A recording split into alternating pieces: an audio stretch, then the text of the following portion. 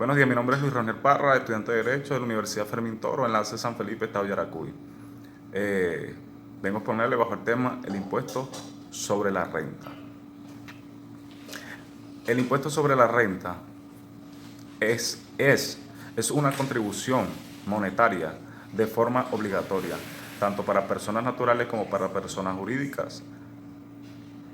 Esto se calcula en función de los ingresos que se ejercieron durante todo un año fiscal. Las entidades encargadas de la recolección del impuesto sobre la renta en nuestro país, Venezuela, es el CENIAC. También tenemos lo que son las características sobre el impuesto sobre la renta. Entre las características más relevantes tenemos que es de carácter general, de carácter personal, de carácter progresivo, de carácter no vinculado y ordinario. Es general porque no hace ninguna distinción entre los contribuyentes ni en actividad en cuanto al cumplimiento de la obligación tributaria.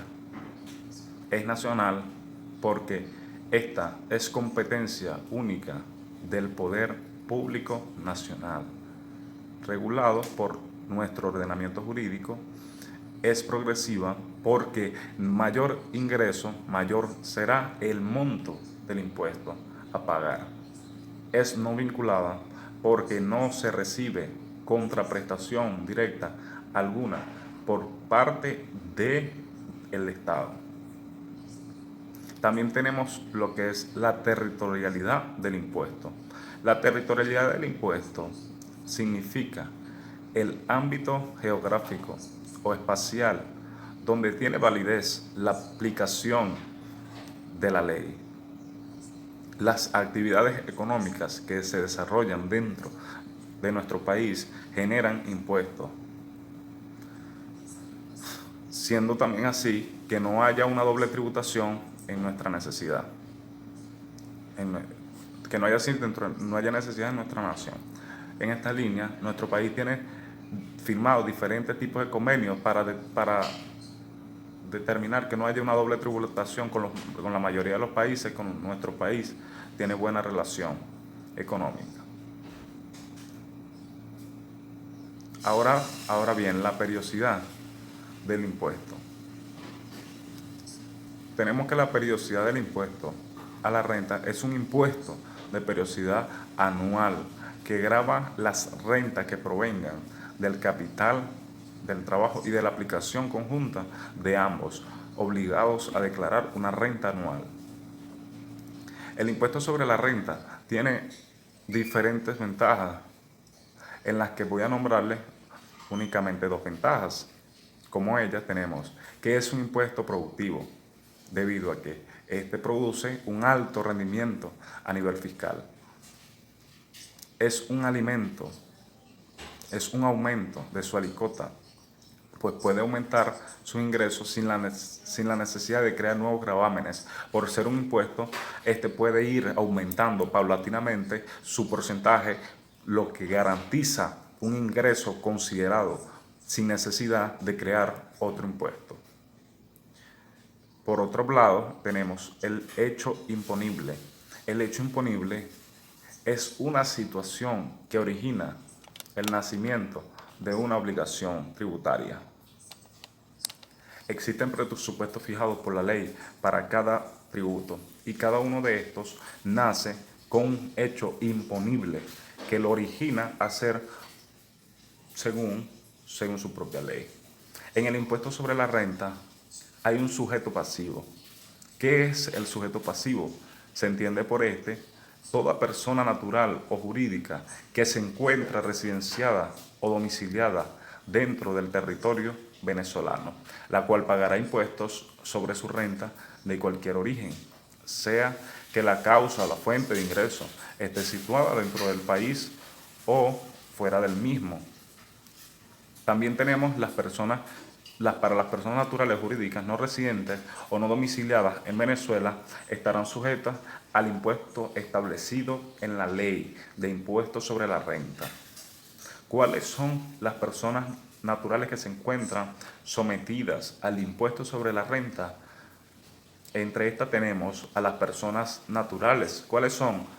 las personas, las compañías anónimas y las sociedades de responsabilidad limitada.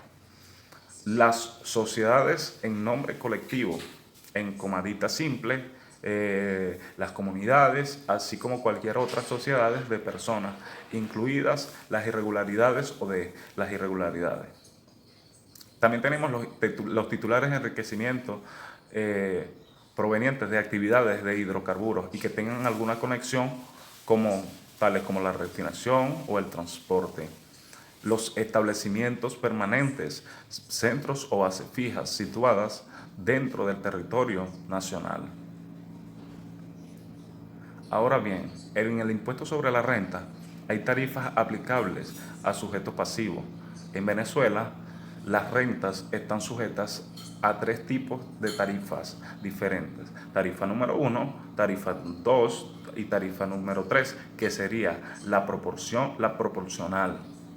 La tarifa número 1 es la más baja según nuestro ordenamiento jurídico, ya que es aplicable únicamente a personas naturales que residen dentro de Venezuela. La tarifa número 2 es aquella que se le aplica a la mayoría de las actividades empresariales del país, a las compañías anónimas y a los contribuyentes que se encuentren dentro y asimilados a esta, pero que no realicen ningún tipo de hidrocarburo o alguna actividad conexa.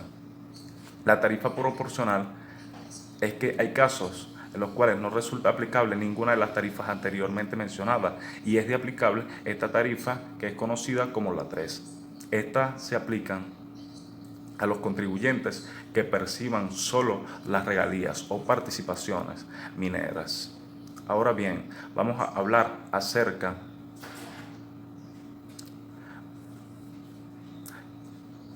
la potestad es la facultad del Estado para modificar o extinguir tributos, con otras palabras, impuestos. Es decir, que es la facultad que tiene el Estado de establecer tributos y que estos pueden ser originados cuando emanan directamente de nuestra Constitución. También tenemos la potestad tributaria originaria, es la facultad o capacidad que tiene el poder público en su órgano ejecutivo de manera otorgada de forma directa por la Constitución Nacional, para crear, para modificar, para extinguir tributos o impuestos. También tenemos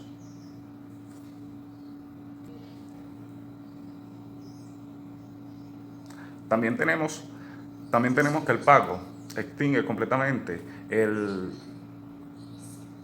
tiene forma de efectuarse en lugar, fecha y pago de sus acuentos.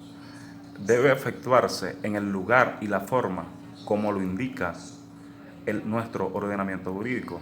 Debe efectuarse en la misma fecha en que se deba presentar la declaración, salvo disposiciones en control del incumplimiento general de los intereses monetarios. Los pagos a cuentas deben expresarse dispuestos o autorizados conforme a nuestro ordenamiento jurídico, específicamente el artículo 151 del Código Tributario.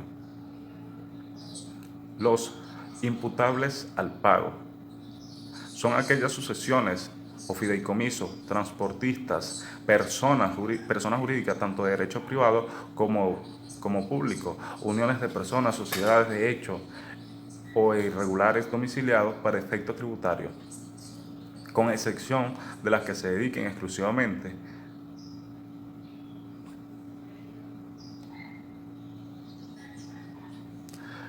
También tenemos el otorgamiento de prórroga.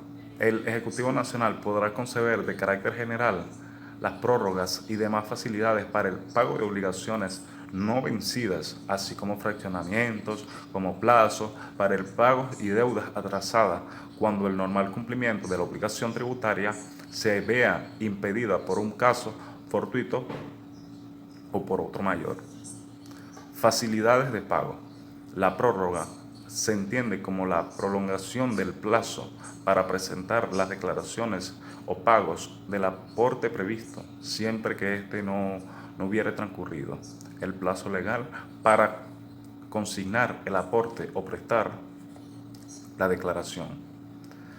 Ahora bien, vamos con los plazos de carácter particular y es que de conformidad al artículo 44 del decreto con rango, valor y fuerza de ley de nuestro código, los aportantes para la ciencia, tecnología e innovación podrán excepcionalmente solicitar el otorgamiento de prórrogas para el pago de los aportes de sus obligaciones no vencidas. El otorgamiento para el plazo de los pagos. A tal fin, los aportantes deberán presentar solicitud al menos 15 días hábiles antes del vencimiento del plazo para el plazo del aporte y serán concebidos cuando a juicio se justifiquen motivadamente las causas que impidan el cumplimiento normal de la obligación del aporte. Ahora bien, el efecto del pago. En el momento en que el deudor paga, entregando exactamente la prestación debida, debe quedar liberado aun cuando el acreedor no lo consienta de esta forma.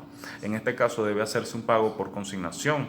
Una vez se apruebe el pago como válido, certificado o certificando que el juez o el juzgado coinciden con total vitalidad con los contenidos, si un tercero paga por el deudor, del tercero será la responsabilidad y la deuda se extingue entre el acreedor y el deudor, pero exige una nueva entre el deudor anterior y el tercero, que ahora se coloca en la posición del acreedor anterior. También tenemos el procedimiento de la determinación tributaria. Tiene autodeterminación y determinación de oficio.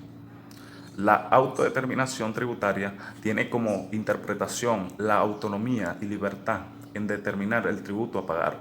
Se entiende o se podría decir que actúa o es igual al cumplimiento voluntario, y la determinación de oficio es el acto administrativo mediante el cual el sujeto activo, que en este caso es el Estado, procede a determinar o a cuantificar la obligación tributaria cuando se tiene conocimiento de los siguientes casos, y es cuando el contribuyente no haya declarado, cuando existan dudas sobre la declaración, cuando no hayan presentado el contribuyente libros actuales y cuando los libros y registros de más documentos no reflejen el patrimonio real del contribuyente, claro. Muchas gracias por su atención y esta fue toda mi exposición. Gracias.